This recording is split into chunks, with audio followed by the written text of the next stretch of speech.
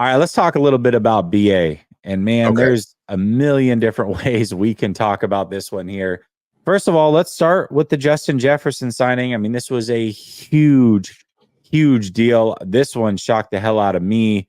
Just the amount of guarantee, more guaranteed money than any other player in the league other than quarterbacks is absolutely insane.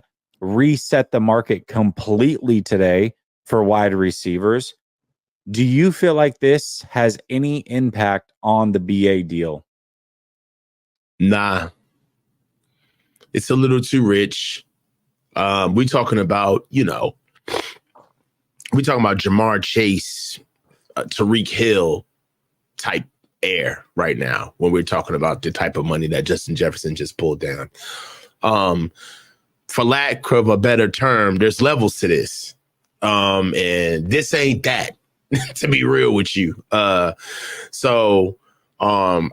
think that it can do nothing but help BA's cause, but I just don't see any direct correlation of the player, the deal, the worth, and the money to what BA is asking for. Now, I do know that what I could say is that the Niners strategy of waiting to the bitter end or waiting right before training camp or right before the season is biting them in the ass because right now, the only receiver, in my opinion, not even my opinion, but as far as I'm concerned, the only receiver that at large right now is Brandon Aiyuk and CeeDee Lamb. Everybody else has been paid. Jamar Chase hasn't been paid yet, but I mean, we're talking levels, right? Yeah. But as far as a guy that's out there around BA's level, it's CeeDee Lamb, right? And maybe T. Higgins. We'll see what they're going to do with T. Higgins. But outside of that, the Niners have kind of sat on their laurels a little too long, in my opinion. And, they let the cement dry up. When it was wet, they could have made some moves. They could have been a little bit more maneuverable and agile to see what they could have gotten out of BA. But from the negotiation side of things, that is. But right now, it seems pretty lock, stock, and barrel that BA is going to get his money, which is to the tune of at least $29 to $30 million, at least. I just think that it's just a lock. And he's going to get his money, and Debo will be moved. So that's just the long and short of it. They're not going to. All right. So it's how can I put it like this? It's cheaper to keep her, man. It's cheaper to keep her. It's like you're at that point where she's becoming way too much of a burden to your lifestyle. But if she leaves, she snatches so much infrastructure with her that it's going to completely set you on your ass anyway. So it's cheaper to keep her. I feel like you really getting in that position with BA with the Niners. But as far as Debo, he gone. Debo's gone.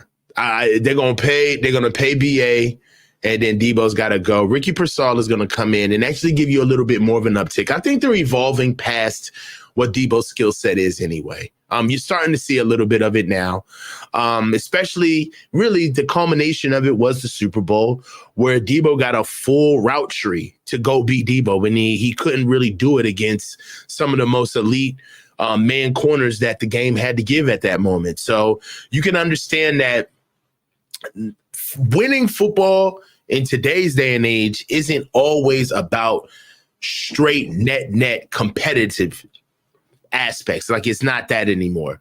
You got to be McDonald's, right? So it's like, what is efficient? What's going to keep us winning? What's going to keep us viable? What's going to keep us in a winner's seat? What's going to keep us trendy?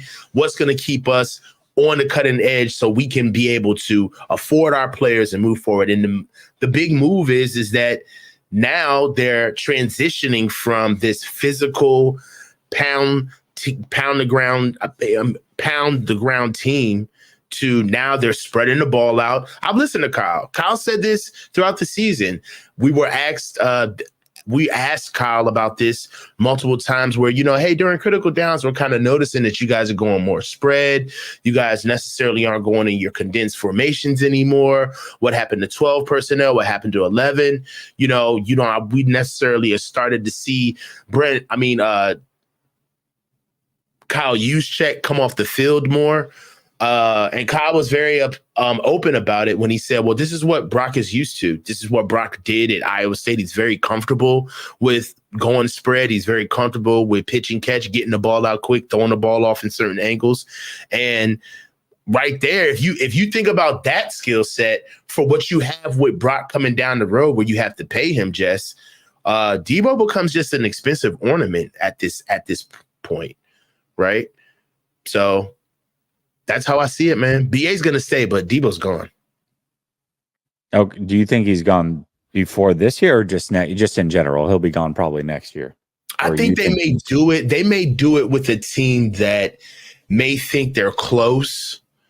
They may do it with a team that wants to get over the hump. I mean, the NFL is very finicky. You know, I've seen guys get traded because the team just needs a splash. And it's like, you know what? He can come over here to Serbia, right? Like Deebo Samuel can be the next OBJ. He could be like the next guy that gets shipped out.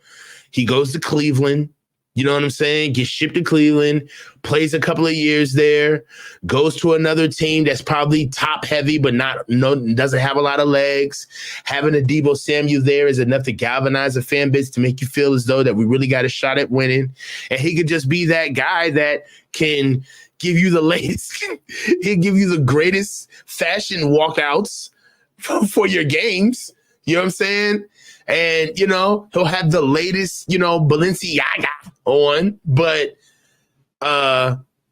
that's what I kind of see the track, man. I see it for Deebo. Like right now, you can galvanize your team around him when you can like put stuff around him, right? But he's not a standalone guy. And as he kind of gets into a position of his career where I think he's there now, where he's a little bit too expensive for his skill set, the Niners are going to move off of him. I do. I don't think they'll move off him this year, but I definitely think he's gone next year.